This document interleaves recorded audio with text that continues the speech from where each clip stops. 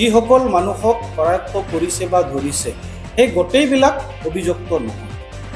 যে আমাৰ মহিলাসকলৰ ওপৰত যি অপব্যৱহাৰ কৰা হ'ল, তেওঁলোকক বন্দুকেৰে খুন্দিয়ায়া হ'ল, ফৰেষ্ট ডিপাৰ্টমেণ্টৰ মহিলা মানুহো নাছিলে, তেওঁলোকে মতা মানুহে তেওঁলোকৰ ওপৰত হাতটো দিলে, জখম হৈছিল বা তাক খুন্দিওৱা হৈছিল, তেওঁ গৰ্ভৱতী আছিলে। মালতী মিঞ্জ নামৰ এজন মহিলাজনী, তেওঁ কাজলগাঁও হস্পিটেলত চিকিৎসাধীন আছিলে, তেওঁৰ পেটত থকা বাচ্চাটো মৰি গৈছে বুলি আমি খবৰ পাইছোঁ। ইয়াৰ ওপৰতো আৰু প্ৰশাসনক তদন্ত কৰিব লাগিব আৰু যিসকল ফৰেষ্ট কৰ্মী বনকৰ্মী তেনেকুৱা কাৰ্য কৰিছে তেওঁলোকৰ ওপৰতো কঠোৰ ব্যৱস্থা ল'ব লাগিব। আৰু এটা সময়ত আমাৰ মাটি বাৰী গোটেইটো কাঢ়ি লোৱা হৈছিল আৰু এই মাটি বাৰীৰ অভাৱত হ'ব পাৰে তেওঁলোকে নজনা মানুহ, অশিক্ষিত মানুহ, ফৰেষ্টৰ আইন কানুন কি হয় তেওঁলোকে নাজানে, নিজৰ মাটি নথকাৰ কাৰণে ইনক্ৰচ কৰিছে। আমাৰ যিটো দেওচিৰি অঞ্চলৰ ওপৰত যিটো চাৰ্বাং ৰোড আছে, সেই এৰিয়াত যিমানখিনি জংঘল আছে কিছুমান মানুহে গৈ গৈ তাত কাটি নিশেষ কৰিছে। আমি সকলোৱে জানো BTC অঞ্চল এটা ষষ্ঠ অনুসূচী অঞ্চল আৰু ইয়াৰ কাৰণে এটা ইয়াত লেজিছলেটিভ ব্যৱস্থা আছে আৰু এই লেজিছলেটিভৰ ব্যৱস্থাৰ জৰিয়তে হাগ্ৰামা মহিলাৰে ডাঙৰীয়া ইয়াৰ প্ৰধানে যদি এই গোটেই কথাখিনি তেওঁ কণ্ট্ৰল কৰিব লাগিছিল বা আৰক্ষী প্ৰশাসনক তেওঁ নিৰ্দেশ দিব লাগিছিল না, তেওঁ স্পষ্টকৈ ক'ব বিচাৰিছে যে আদিবাসী চাওতাল জনগোষ্ঠীসকলৰ মই দায়িত্ব নলওঁ নেকি, চিফৰ কি কাম, খালি অকল এইবিলাক বস্তু যি সৰু সৰু ঘটনা হৈ আছে এইবিলাক দমন নকৰে, তেওঁ অকল মানে অসমৰ ওপৰতেই ঠেলি দিব বিচাৰি আছে। আৰু মুখ্যমন্ত্ৰী স্বয়ংতো কৈছে BTC অঞ্চলত যিখিনি ঘটনা হ'ব BTC প্ৰশাসনে চাব বা BTC অঞ্চলৰ প্ৰধানগৰাকীয়ে চাব।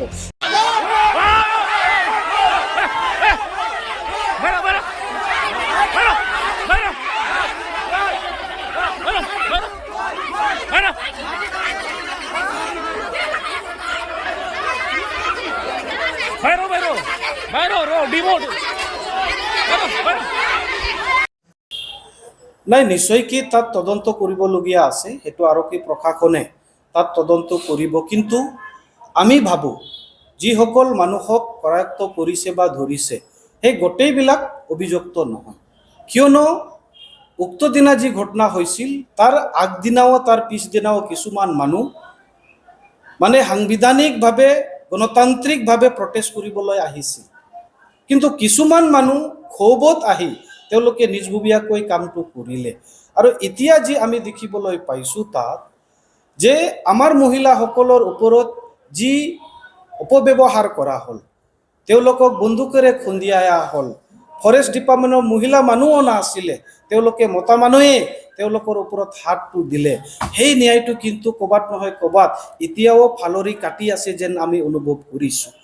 কাৰণ কিয় আমি খবৰ পাইছোঁ তাত যিজন মহিলা জখম হৈছিল বা তাক খুন্দিওৱা হৈছিল, তেওঁ গৰ্ভৱতী আছিলে। মালতী মিঞ্জ নামৰ এজন মহিলাজনী, তেওঁ কাজলগাঁও হস্পিটেলত চিকিৎসাধীন আছিলে, কিন্তু যোৱাকালি চাগে তেওঁক ৰিলিজ কৰা হ'ল, তেওঁৰ পেটত থকা বাচ্চাটো মৰি গৈছে বুলি আমি খবৰ পাইছোঁ। ইয়াৰ ওপৰতো আৰু প্ৰশাসনক তদন্ত কৰিব লাগিব আৰু যিসকল ফৰেষ্ট কৰ্মী বনকৰ্মী তেনেকুৱা কাৰ্য কৰিছে তেওঁলোকৰ ওপৰতো কঠোৰ ব্যৱস্থা ল'ব লাগিব। নহ'লে একপক্ষীয়ভাৱে অকল আমাৰ মানুহক মানে ধৰা হ'ব, সেইবিলাকো যিবিলাক অভিযোগ আছে ঠিকেই আছে, তেওঁলোকে আইন হাতত তুলি লৈছে, যিসকলে তেওঁলোকক কৰায়ত্ব কৰক, উচিত শাস্তি দিয়ক, সেইটো আমিও কওঁ, কিন্তু নিৰ্দোষীসকলক যাতে তেনেকুৱা ব্যৱহাৰ নকৰা হয় আৰু গোটেইখিনি যিমানক ধৰিছে গোটেইটো আমি অভিযোগ নহয় বুলি আমি ক'ব বিচাৰোঁ বা দাবী জনাওঁ। লগতে এইখিনি আমি কওঁ যে আদিবাসী জনগোষ্ঠীসকল আপোনালোকে জানে অসমত বা এই BTC অঞ্চলত বহু দিনৰ পৰাই আমি বহু ধৰণৰ মানে অত্যাচাৰটো আমি সহ্য কৰি আহিছোঁ আৰু এটা সময়ত আমাৰ মাটি বাৰী গোটেইটো কাঢ়ি লোৱা হৈছিল আৰু এই মাটি বাৰীৰ অভাৱত হ'ব পাৰে তেওঁলোকে নজনা মানুহ, অশিক্ষিত মানুহ, ফৰেষ্টৰ আইন কানুন কি হয় তেওঁলোকে নাজানে, নিজৰ মাটি নথকাৰ কাৰণে ইনক্ৰচ কৰিছে, কিন্তু সেইটো আইনগতভাৱে যি প্ৰচেছটো আছিল সেই প্ৰচেছৰ জৰিয়তে যদি তেওঁলোকে কৰিলেহেঁতেন সেইটো আমিও সমৰ্থন কৰিলোঁ হয়। কিন্তু আপোনালোকে জানে এই সময়ত গোটেই অসমত MCC লাগু আছে আৰু এনেকুৱা সময়ত অকল যে আদিবাসীসকলে বন বেদখল কৰিছে তেনেকুৱা নহয়। মই নিজ চকুৰে আমাৰ যিটো দেওচিৰি অঞ্চলৰ ওপৰত যিটো চাৰ্বাং ৰোড আছে, সেই এৰিয়াত যিমানখিনি জংঘল আছে, কিছুমান মানুহ গৈ গৈ তাত কাটি নিশেষ কৰিছে।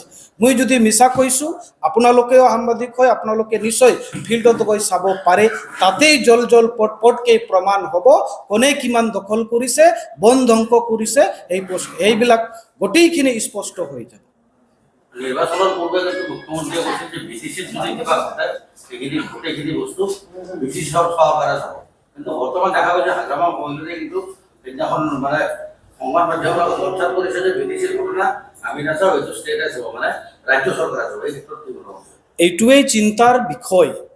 আমি সকলোৱে জানো বিটিচি অঞ্চল এটা ষষ্ঠ অনুসূচী অঞ্চল হয়, আৰু ইয়াৰ কাৰণে ইয়াত লেজিসলেটিভ ব্যৱস্থা আছে। আৰু এই লেজিসলেটিভৰ ব্যৱস্থাৰ জৰিয়তে হাগ্ৰামা মহিলাৰী ডাঙৰীয়া ইয়াৰ প্ৰধান হয়। ইয়াৰ প্ৰধানেই যদি এই গোটেই কথাখিনি তেওঁ কণ্ট্ৰোল কৰিব লাগিছিল বা আৰক্ষী প্ৰশাসনক তেওঁ নিৰ্দেশ দিব লাগিছিল, ইতি সময়ত কোনটো দিশত যে তেওঁ অসম চৰকাৰৰ ওপৰত বিষয়বোৰ জাপি দিব বিচাৰিছে, এইটো আমি বহুত চিন্তিত হৈছোঁ। বহুত মানে চিন্তিত হৈছোঁ, কিয় এনেধৰণৰ কথা আমাৰ ওপৰত কৰি আছে। না তেওঁ স্পষ্টকৈ ক'ব বিচাৰিছে যে আদিবাসী চাওতাল জনগোষ্ঠীসকলৰ মই দায়িত্ব নলওঁ নেকি? আমিতো সেইটোৱে বুজি আছোঁ। কিয়নো যোৱা যিসমূহ চৰকাৰে শাসন কৰিছিল এই বিটিচি অঞ্চলতো, তেওঁলোকেওতো কেতিয়াও অসম চৰকাৰৰ ওপৰৰ বা অসম চৰকাৰৰ আইন কানুন আছে তেনেকুৱাতো কোৱা নাই।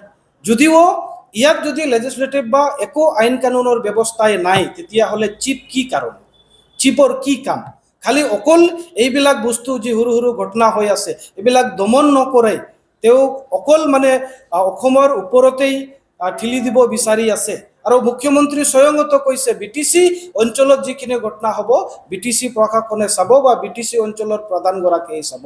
তো তেনেকুৱা সময়ত যে হাগ্ৰামা মহিলাৰী ডাঙৰীয়াই যি কথাটো কৈছে, এই কথাটোক লৈ তেওঁ কি ধৰণৰ ৰাজনীতি কৰিব বিচাৰি আছে আমি বুজিব পৰা নাই। কিন্তু তেখেতকো আমি আহ্বান কৰিব বিচাৰোঁ যে আপুনি যেতিয়া ভোট বিচাৰিছিল তেতিয়া কিন্তু আদিবাসী জনগোষ্ঠীও আপোনাক ভোট দিছিল। তেওঁলোকক সুৰক্ষা দিয়াৰ দায়িত্বটো আপোনাৰো আছে, আৰু আপুনি এই দায়িত্বটো ল'ব লাগে। আপুনি বাৰম্বাৰ এনেকৈ নিজৰ এৰিয়াত হোৱা কাণ্ডটো অসম চৰকাৰৰ ওপৰত ঠেলি দিলে সেইটো কিন্তু আমি কেতিয়াও মানি নল'ম। পৰাপক্ষত যদি আপোনালোকে বা আপুনি প্ৰশাসনক তেনেকুৱা আদেশ দিব নোৱাৰে, তেতিয়াহ'লে আমি নিশ্চয়কৈ গণতান্ত্ৰিক আন্দোলন কৰিবলৈ বাধ্য।